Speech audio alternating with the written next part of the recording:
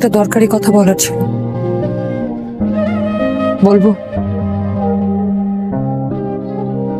বলো।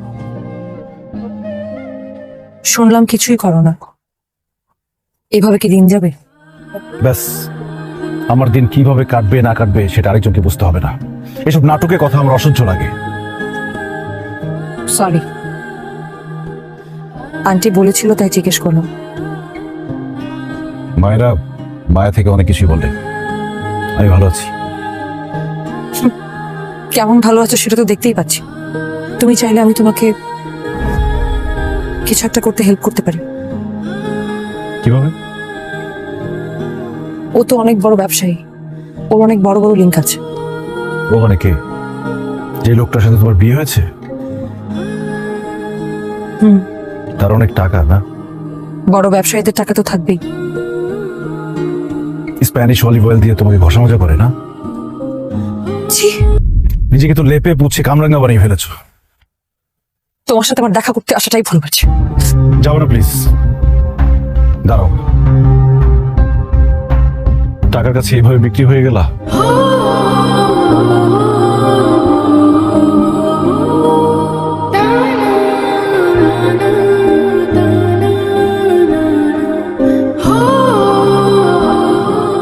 আমার কিছু করার ছিল না কাজল। তুমি থাকলে আমি ফাইট করতে পারতাম, কিন্তু তুমি তো জেলে ছিলে।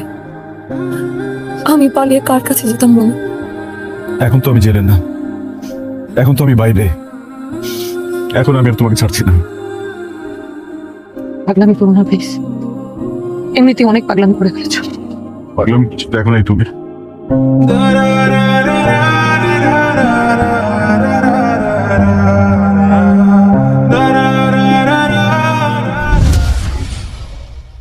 তোমার আমাকে জোর করে আদায় করতে হবে না, আমি নিজে তোমার কাছে আসবো। কিন্তু কেন আসবো বলো তো? কি আছে তোমার কাছে? তোমার পকেটে তো 2টা টাকাও নেই।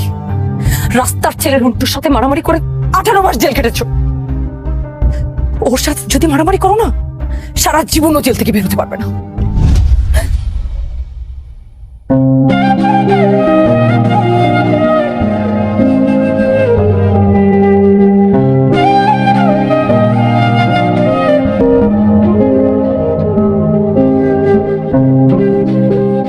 যাও না এখনো?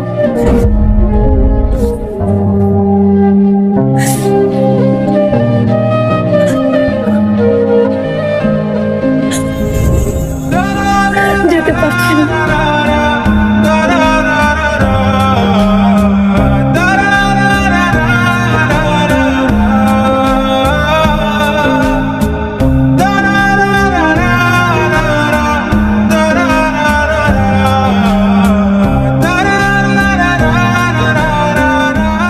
যাও।